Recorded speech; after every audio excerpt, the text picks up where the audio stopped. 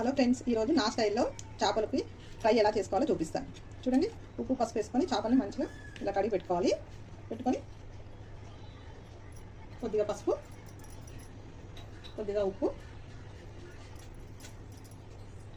కొద్దిగా కారం,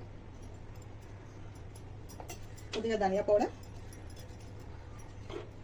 కొద్దిగా అల్లం వెల్లుల్లి పేస్ట్, ఒక స్పూన్ కార్న్ఫ్లోర్ కూడా వేసుకోవాలండి. కార్న్ఫ్లోర్ ఒక స్పూన్ వేసుకొని ఇవన్నీ బాగా కలిపి పెట్టుకోవాలండి. ఇలా ఫిష్కి అన్ని వైపులు అంటేటట్టు మంచిగా కలుపుకోవాలి. వేసినాక ఇందులో కొంచెం ఆయిల్ వేసుకొని కలుపుకోవాలి. ఇలా మొత్తం అంటేటట్టు మంచిగా కలుపుకోవాలండి. చూడండి,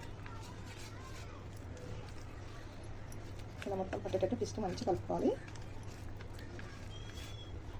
ఇలా అన్ని కలిపి పెట్టుకున్నాం కదండి. ఫిష్కి నేను స్టవ్ మీద ఆయిల్ పెట్టుకున్నా. స్టవ్ పైన ఆయిల్ పెట్టుకున్నా. కొంచెం వేడైన తర్వాత ఈ ఫిష్ని